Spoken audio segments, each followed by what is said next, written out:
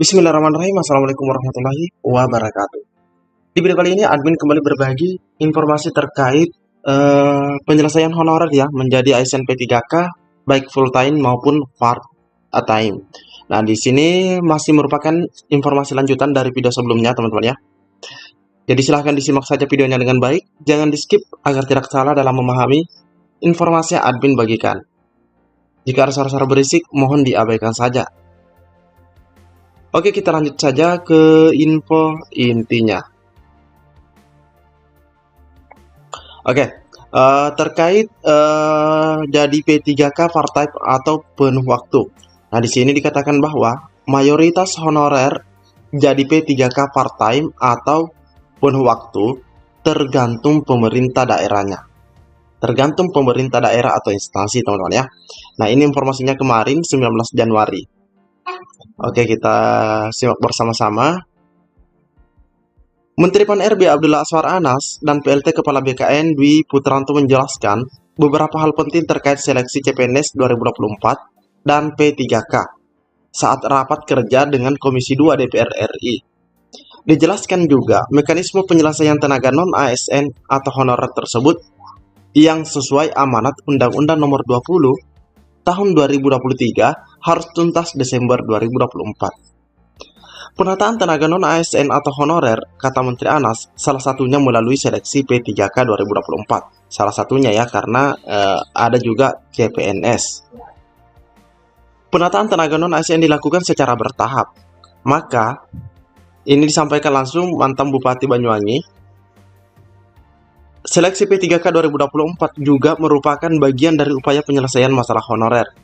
Diketahui, seleksi calon ASN 2024 menyediakan formasi, baik CPNS maupun P3K dengan jumlah total mencapai 2,3 juta formasi. Dari jumlah tersebut, kuota P3K 2024 mencapai kurang lebih 1,6 juta. Seleksi P3K menjadi fokus utama pemerintah untuk melakukan penataan pegawai non-ASN di instansi pemerintah. Instansi pemerintah baik pusat maupun daerah, rekan-rekan ya.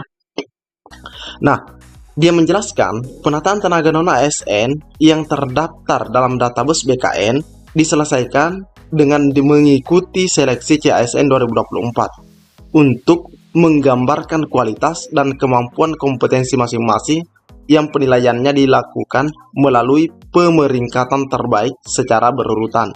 Nah, ini persis dengan tahun 2022, teman-teman ya. Di mana katanya penilaiannya dilakukan melalui pemeringkatan terbaik secara berurutan. Terus, kemudian akan ditetapkan menjadi P3K penuh waktu sesuai dengan kemampuan keuangan pada instansi pemerintah masing-masing. Nah, di sini kata kunci daripada informasi ini, teman-teman ya. Kemudian yang lulus tersebut ya, yang lulus ini kemudian akan ditetapkan menjadi P3K penuh waktu sesuai dengan kemampuan keuangan pada instansi pemerintah masing-masing.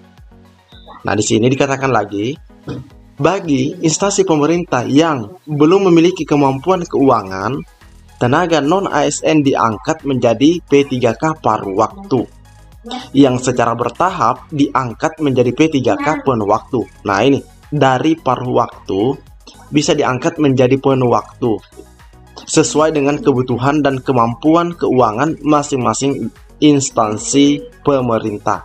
Nah, mungkin ini maksud daripada yang ini, teman-teman ya, bahwa jadi P3K part-time atau penuh waktu tergantung pemerintah daerahnya.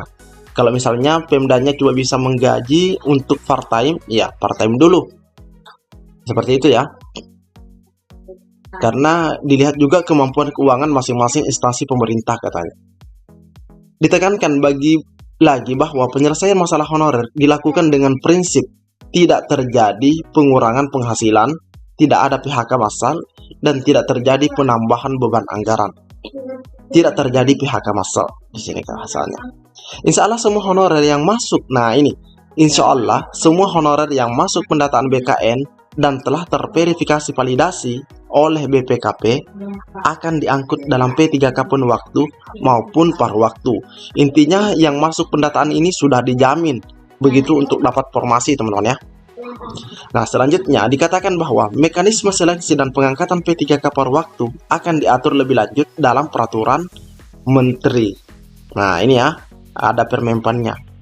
Mari simak lagi kalimat Menteri Anas yang berkaitan dengan honorer yang bakal diangkat jadi P3K part-time.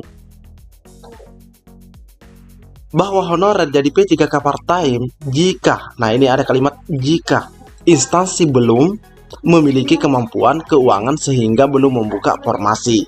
Jadi instansinya belum memiliki kemampuan sehingga belum membuka formasi. Nah, teman-teman ya.